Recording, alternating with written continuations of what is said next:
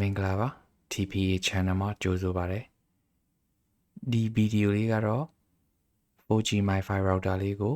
unboxing setup နဲ့ review လေးလုပ်ပေးသွားမယ့်ဗီဒီယိုလေးပဲဖြစ်ပါတယ်ဗျ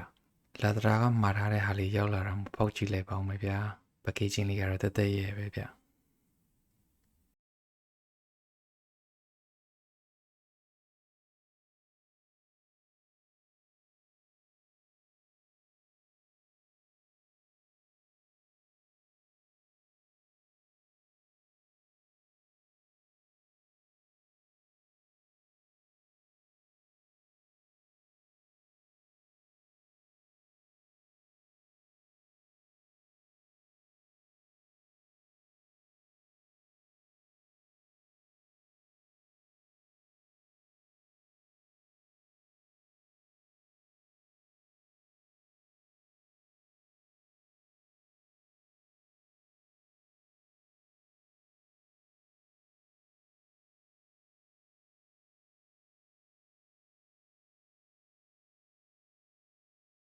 ဘူးထဲမှာကတော့ Type C to Type A အသွင်ကြိုးလေးပါမယ်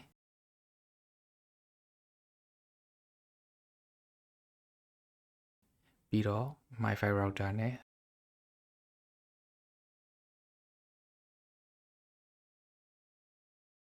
setup manual လေးပါမယ်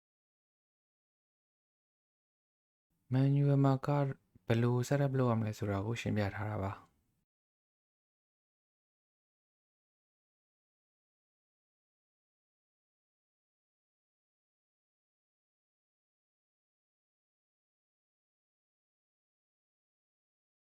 ကျွန်တော်တို့ MiFi router နောက်ဖုံးလေးကိုဖွင့်ကြည့်လိုက်အောင်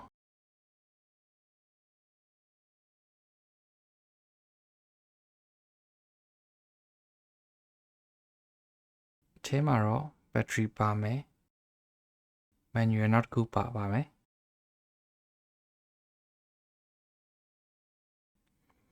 ဒီ manual ကကြတော့ battery ပင်လေးတွေကို cover လုပ်ထားတာမို့မသုံးခင်ခွာပြီးသုံးဖို့နဲ့ထည့်သုံးရမယ် SIM card size ကိုပုံနဲ့ပြထားတာပါ SIM card ကတော့ micro ရွယ်ဖြစ်ပြီးတော့ LTE ရတဲ့ operator တော်များများကိုထည့်သုံးလို့ရပါတယ်ဗျဒီကတ်ထားတာလေးက battery ပင်ကို cover လုပ်ပေးထားတာလေးဖြစ်ပါတယ်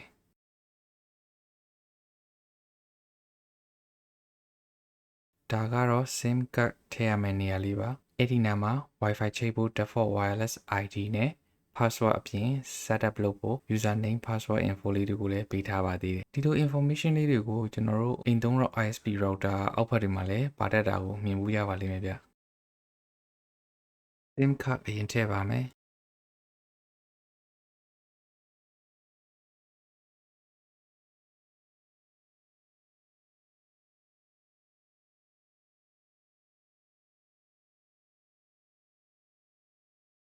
battery ပင် cover လေးကိုခွာပြီးတော့ battery ကိုတက်လိုက်မယ်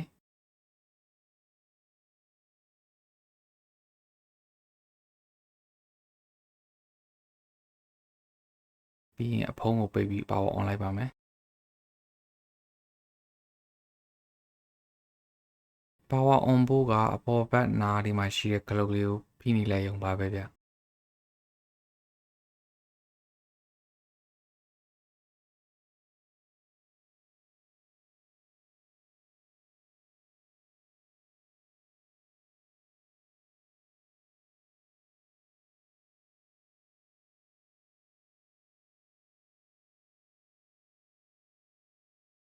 power တက်ပြီးတော့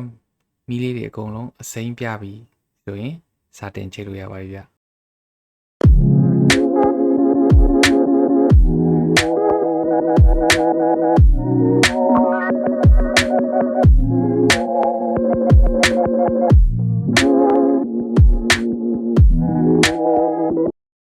သူ့မှာပါတဲ့ default setting အတိုင်းတန်းသုံးလို့ရတယ်ဗျဒါပေမဲ့ကျွန်တော်တို့က custom setting လေးနဲ့ပြောင်းပြီးသုံးကြည့်အောင်ဘယ်လို custom setting လုပ်လို့ရမလဲဆိုတော့ဆက်လက်ကြည့်ပေးပါဦး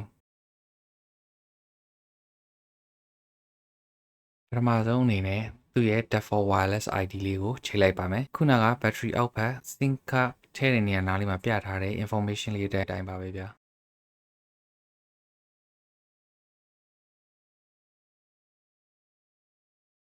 technical နဲ့မရင်းနှီးတဲ့သူတွေအတွက်ကတော့ဒီနေရာတွေမှာတင် ချိတ်ပြီးတာနဲ့တန်းပြီးတော့သုံးလို့ရပါပြီ easy to use ပါပဲကို wireless ID လေးတွေကိုပြင်ချင်တယ် password ပြောင်းသုံးချင်တဲ့သူတွေကတော့ဆက်လက်ကြည့်ပေးပါဦး MiFi လေးရဲ့ default management IP ကတော့ 192.168.100.1 ပါ default username နဲ့ password လေးကိုဖြည့်ပြီးတော့ဝင်လိုက်ပါဒီ information ကလည်းခုနကပြောထားတဲ့ SIM card နေရာနားမှာပဲပါပြီးသားဖြစ်ပါတယ်သူ့ရဲ့ dashboard မှာတော့အခုလိုလေးတွေပြပေးထားပါတယ် mobile signal SIM card status Wi-Fi status LTE status အဲ့နဲ့ operator နာမည်တို့ကိုပြပေးထားပါတယ်ကျွန်တော်တို့ Wi-Fi setting လေးစီသွားလိုက်အောင် default Wi-Fi setting တွေကတော့တွေ့တဲ့အတိုင်းပဲဗျ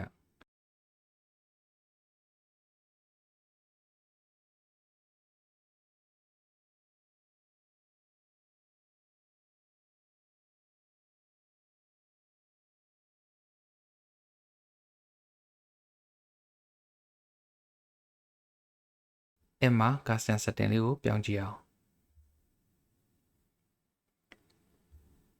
Wi-Fi SSID နဲ့ password လေးကိုအရင်ပြောင်းလိုက်မယ်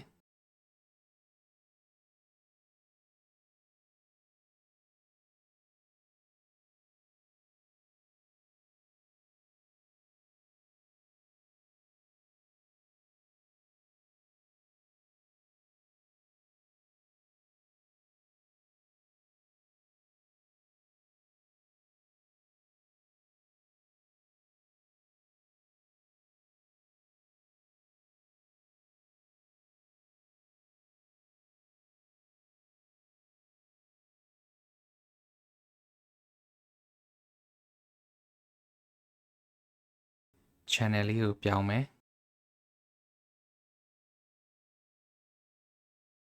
security ကတော့သူ့တိုင်းလေးပဲထားလိုက်ပဲအဆင်ပြေဆိုတော့ submit နှိပ်လိုက်ပါမယ်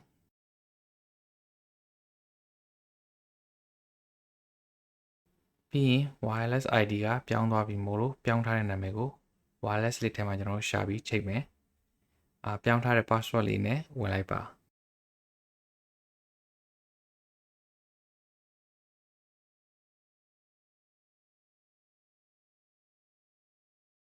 ပေါ်ကနာမည်အဟောင်းကတော့ cache ကျန်နေတာမို့လို့ဆက်ပေါ်နေတာပါထားလိုက်ပြီးတော့ wireless ID အသစ်ကိုပဲချိန်လိုက်ပါမယ်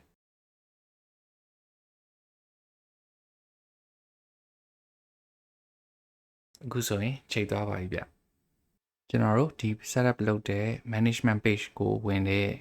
admin password ကိုလည်း default မထားခြင်းလို့ပြောင်းပေးပါမယ် default password နဲ့အရင်ပြောင်းဝင်လိုက်ပြီးတော့အောက်နားမှာရှိတဲ့ change password နေရာကိုတွားလိုက်ပါမယ်အဲ့ဒီကိုရောက်ရင် old password နေရာမှာခုနက default password ကိုထည့်လိုက်ပါတယ်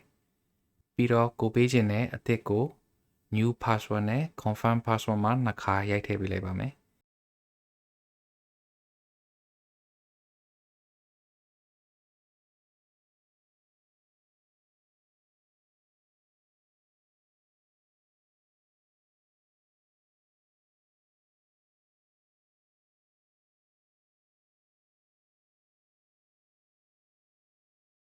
ပြီးရင်တော့ submit လုပ်လိုက်ပါတယ်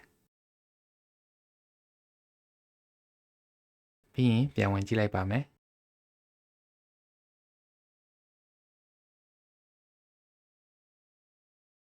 အခုဆိုရင်ရပါပြီဗျ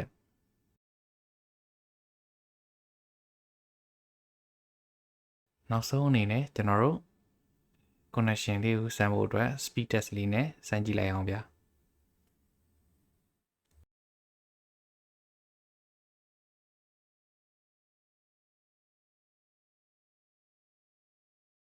ခုစမ်းပြတာက mobile unlimited data 4 Mbps plan လေးဖြစ်ပါတယ်